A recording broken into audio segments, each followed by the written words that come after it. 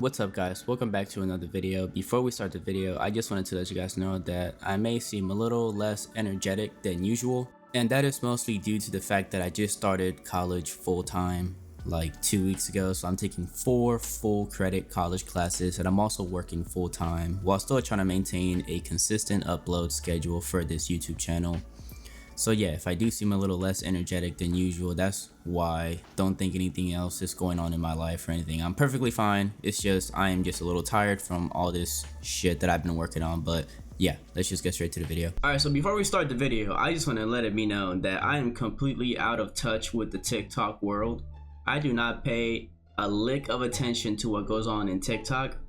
I have the app, but it's only to like post like snippets of like my gaming and shit, and that's it. Like I don't doom scroll or anything. If I do doom scroll, it's on Instagram.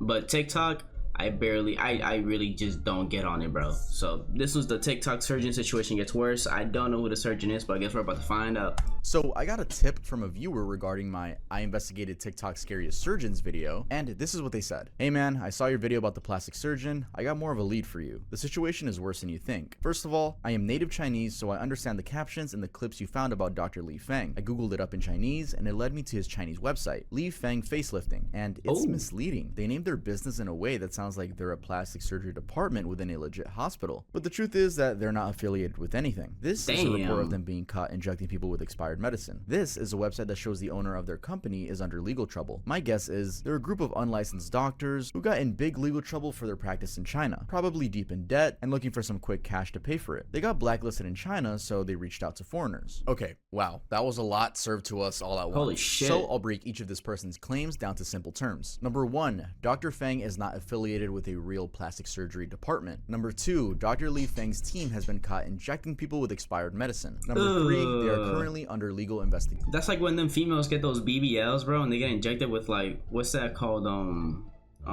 Plastic or cement or some shit. That's crazy. That's a crazy thought.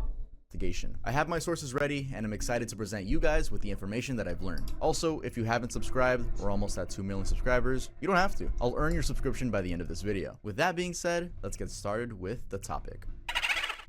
Clearing things up from part 1. So with part 1 being a massive success for the channel, thank you guys for watching that one. A lot of people had a lot of comments. So let's start with clearing up fully healed results. No, so part 1? The TikToks all showcase about 7 days after the surgery, and they never really update us after that. There is one video on 7 days.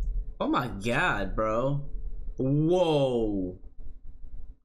Whoa. What the hell, bro? Look at this one. Look at this one. Bro, they literally aged backwards by like 20 something years. That is insane. Is my camera on? What the hell is this? Oh, there we go. But bro, what the hell? How do you even do that? Like you gotta cut off so much of their face to be able to achieve this outcome right here, bro. Is after the surgery, and they never really update. Whoa! Hey! Let's just after going. that. There is one video on the Dr. Kim TikTok account showcasing a 30-day post-op, and that heel doesn't look bad. The comments also agree, it's not that bad. The question remains, why don't they post the fully healed results? Some people say it's rage bait. Some people think that the customer is just so dissatisfied that they never come back for another post-op checkup. But honestly, unless we interview this team of doctors, we'll never know. I do, however, question why a professional plastic surgeon like Dr. Yoon would disapprove of how they look 7 days in. That's the culprit. Has to make their decision on what they think is right, and for me, no thank you. I mean, wouldn't he know the most about the healing process? Unless we don't make fun of people in this channel. We don't make fun of people around here. Let's just keep it pushing. He was overreacting for some TikTok clout, which I don't know the man personally, and I would hope he isn't overreacting for some TikTok clout, because that would just be extremely unprofessional. I'm gonna lean towards him being serious. Next, I saw the term ghost surgeon being commented a ton, and I had no idea what this meant, but after finding out what it means, I'm very happy you guys brought this to my attention. So, ghost surgeon is a term for underqualified workers in the medical field performing surgeries under the name of a real surgeon, who usually is involved in order to perform on more patients and make more money. Because obviously, the main doctor has to take his time performing the surgery. Bro, if I'm getting surgery, I need to go to a legit surgeon. Like, it's too much of a risk going to somebody who's uncertified, who's probably going to give you treatment in a very unsanitary environment. The conditions aren't going to be as well prepared, and he's not going to be fully equipped like a fully qualified professional is. So that's a big gamble with your life, because you could die from that shit. You could die from it. So the team is like, hey, why don't we pretend the main doctor is performing the surgery, but actually let some of our nurses perform it so that we can book more people and make more money, even though the main surgeon's not doing anything. He might help, but yeah, let's let our nurses take over. And I know what you're thinking. That is horrifying. Nurses aren't qualified for that. Yes, exactly. This is a scary thing. The practice is illegal in South Korea, but activists say weak regulations in the country's booming $10.7 billion plastic surgery industry have allowed factory-like clinics where unqualified staff substitute for surgeons to thrive. Doctors sometimes simultaneously conduct multiple operations, meaning they rely on substitutes who may be freshly qualified plastic surgeons, dentists, nurses, or in some cases, medical equipment salespeople to undertake some of the work for them. Under South Korean law, someone who orders or performs an unlicensed medical act is subject to a maximum punishment of 5 years in prison or a maximum fine of 50 million won, That's it? $44,000. If a ghost surgery is performed by a licensed doctor, that could lead to charges of causing harm or fraud, but these crimes are hard to prove. Many substitute doctors don't know down the work they've... Bro, with how much money they make, that penalty is enough to just make somebody say, and I'll do it again. Send me to jail for 5 years, and I'll do it again. Like, bro, come on, man. Give them at least 10 years to make an example out of them for that. Because they're literally putting, like, people's lives at risk, injecting them with fucking, I don't know, with fucking jello shots. Because that's crazy, bro.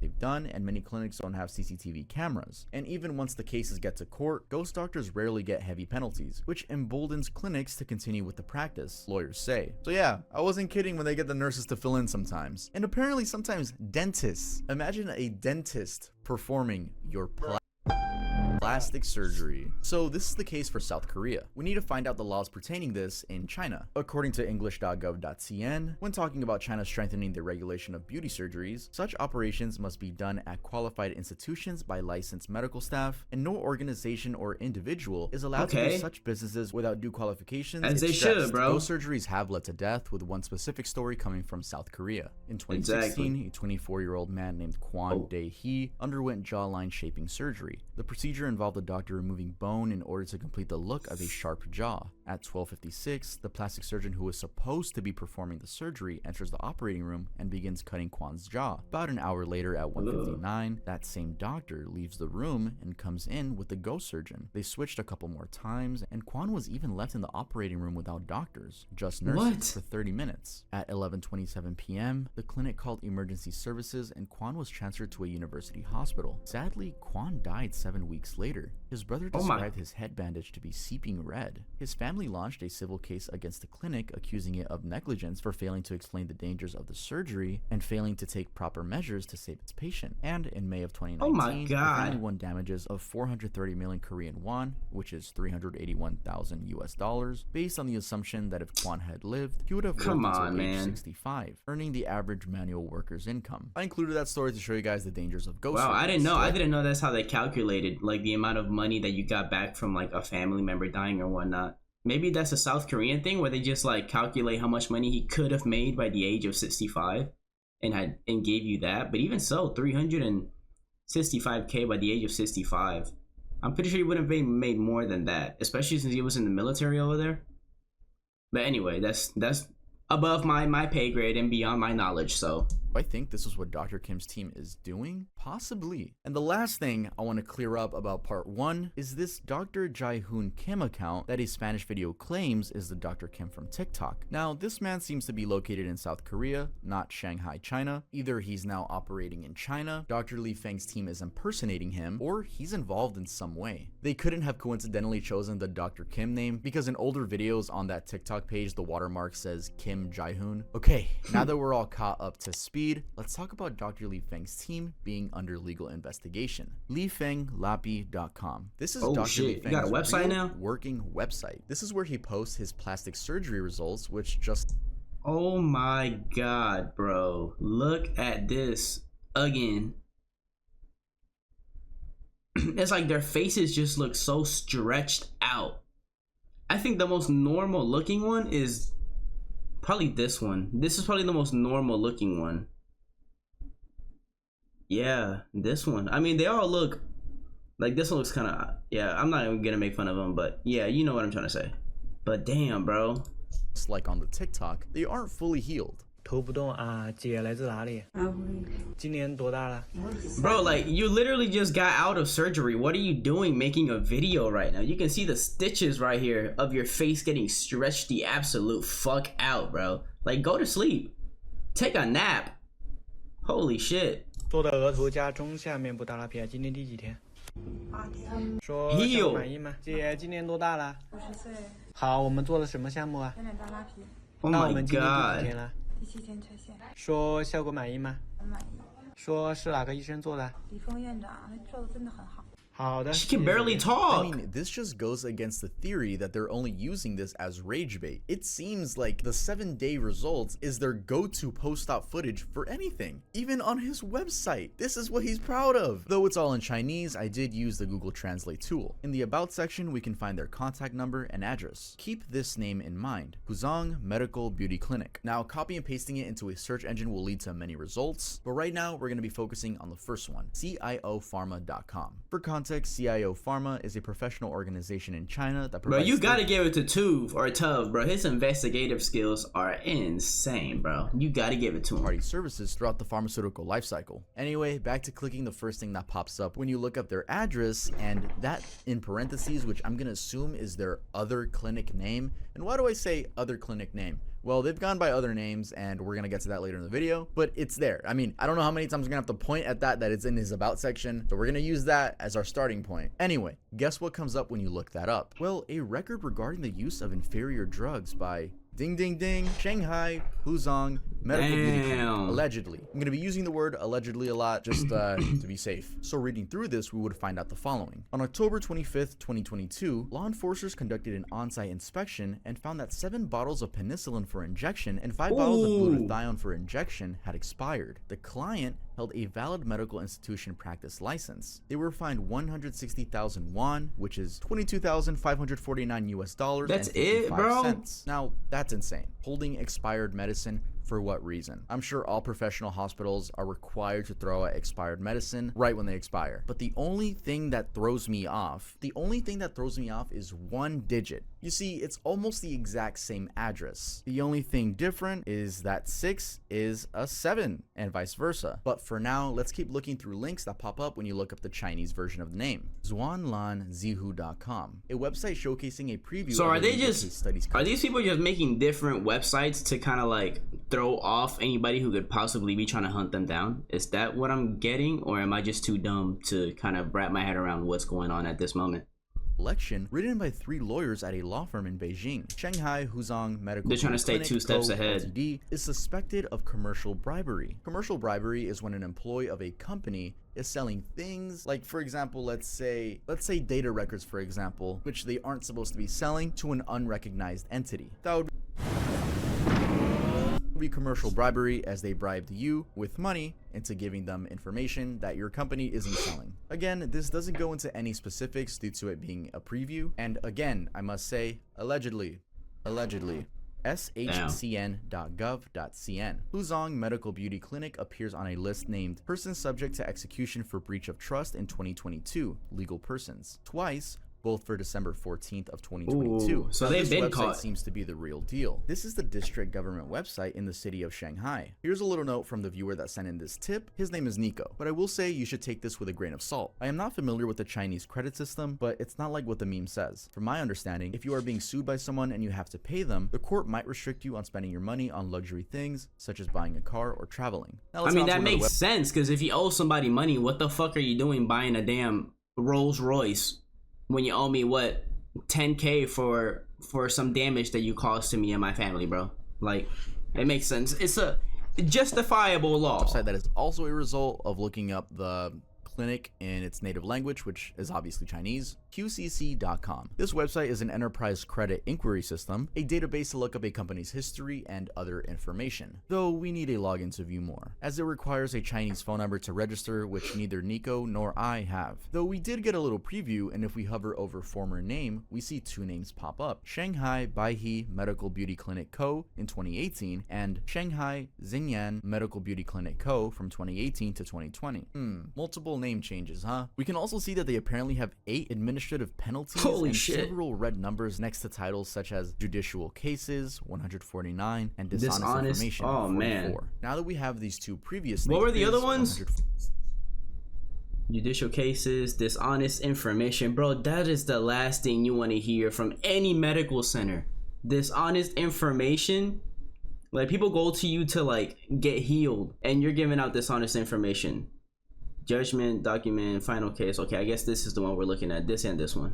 49 and dishonest information 44. Now that we have these two previous names, what happens if we look up the Xinyan one? Again, in its native language. Well, they were allegedly sued for loan contract disputes in August of 2020, but the case was closed as the plaintiff withdrew from the lawsuit. And they were allegedly also sued that same year in a sales contract dispute, with the company's assets being frozen as a result. Perhaps this is the reason why they changed their name? I feel like I have to tell you guys again that I'm using Google Translate, so I'm reading a lot of broken English here, and it really doesn't help that for some of these websites you need an account to look deeper, and I feel like it would be kind of a pain to ask you guys on my story if you guys could help me some even more, which again, you guys do help me. Make sure to follow me on Instagram. You guys tip me a lot of good video ideas there, and I really appreciate it. And like I said in part 1, if I ever need help, I do reach out on Instagram. So now if we look up the other name, the Baihe one in Chinese, it will lead to a report from March 30th 2016 stating that the clinic was caught by the police for buying large amounts of unauthorized drugs from Korea and Taiwan. Shanghai Baihe Medical Beauty Clinic Co. 12 people, including the person in charge of the company, Sui Mu, were arrested, and more than 1,200 pieces of various beauty injections produced in Taiwan